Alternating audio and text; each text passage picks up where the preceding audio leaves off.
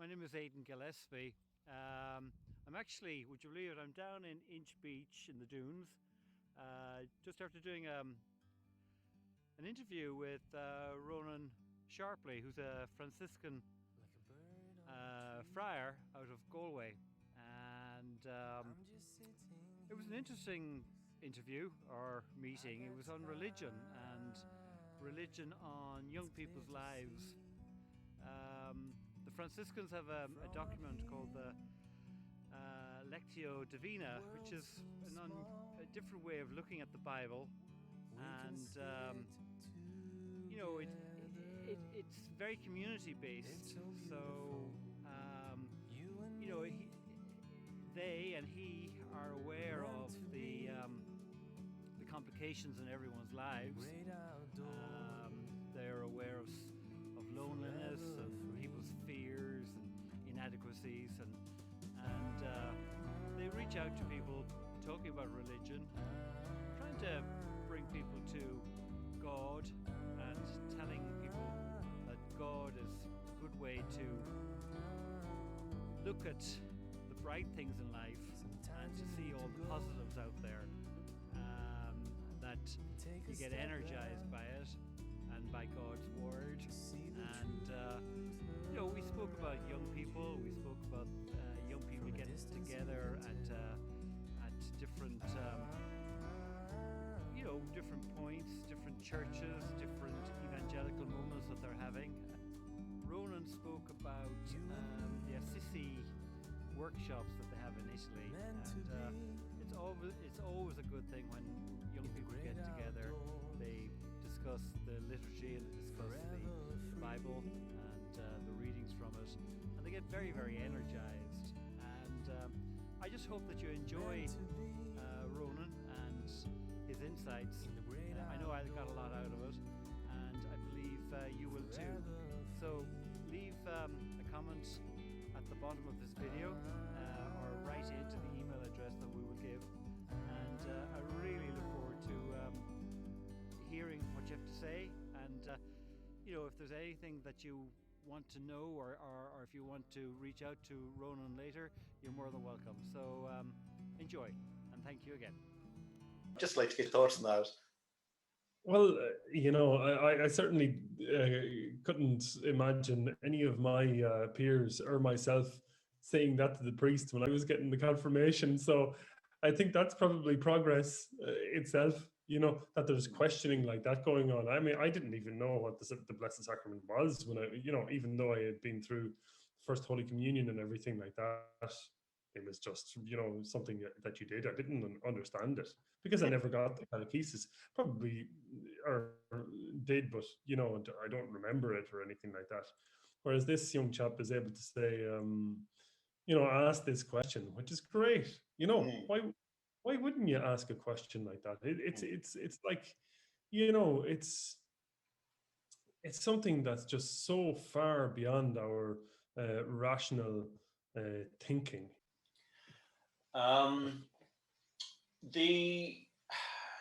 Because the church is I mean,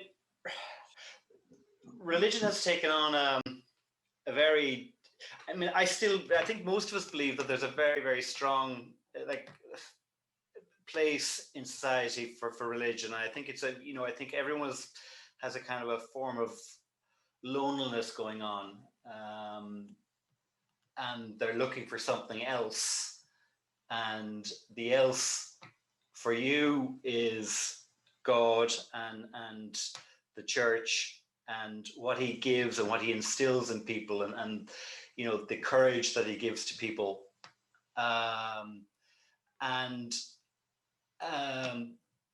but it's like as if things have marched on in various different ways. As I mentioned before, you've got mindfulness, and you've got yoga, and you've got meditation, and you've got exercise, and it's like as if the church needs to be significant, but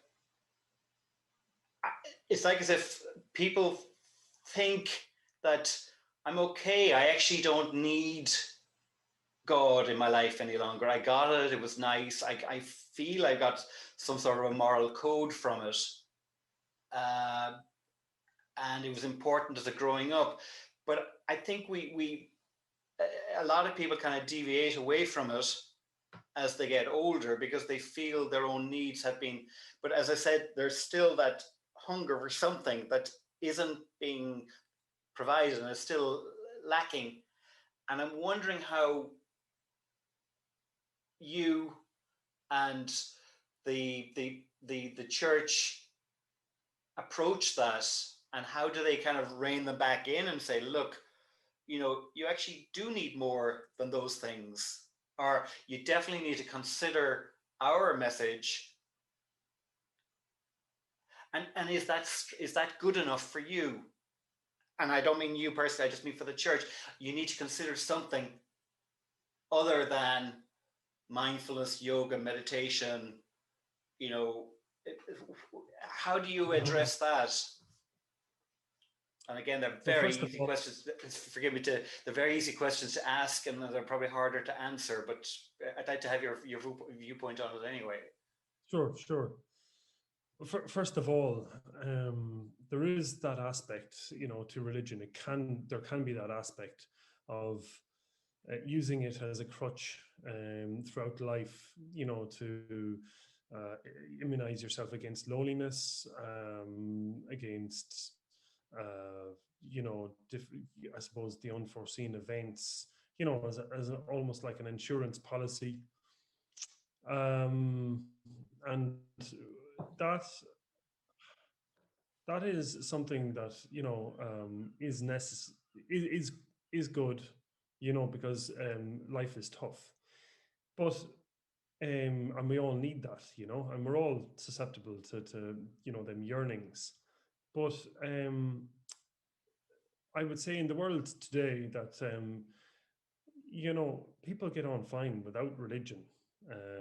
You look at Eastern Germany, where God is I'd say probably 90% of the population or more is atheistic, and it's a very very good people, a lot of and they have a high standard of living, and they accept that this is it, and when I die, I just die, and that's it. But I can be. It doesn't. I don't have to die a horrific death. In war or through pain. There's good healthcare system and everything like that there. So, in a sense, like today, a lot of the unknowns of previous years have been taken out of the equation. So, in a sense, I suppose in Western Europe, certainly you can live a very good life, very high standard of life, without religion. But what I would say is, it's not the negative, I suppose I would call it like, the negative freedom and the positive freedom. That's something that is a little bit more philosophical. But the negative freedom is like, I am free here because I have blocked out the negative stuff. So I'm in a good space here. But then once you're in that space, you blocked out all the negative stuff.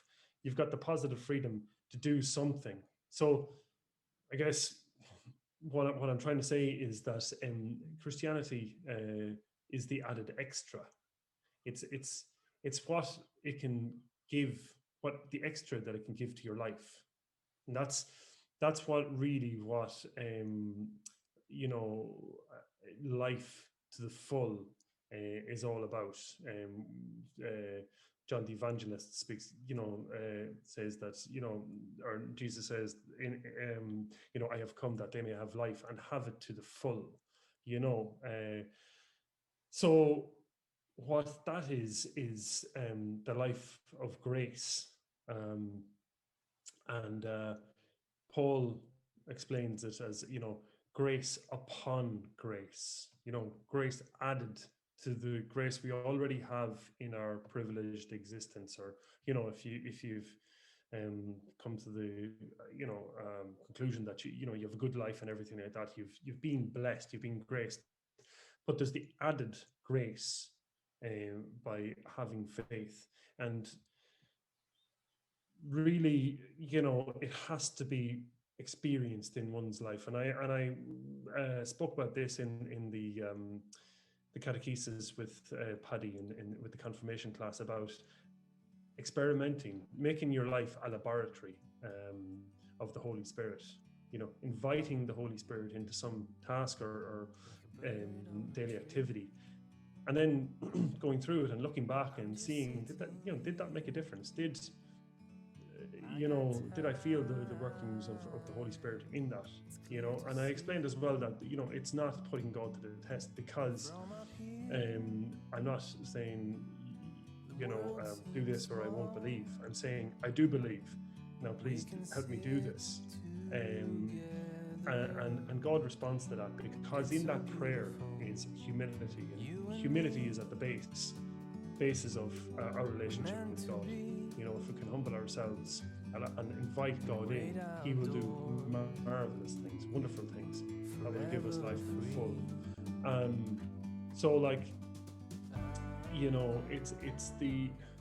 it's what you can get, what the more that you can get from belief is really what Christianity, belief is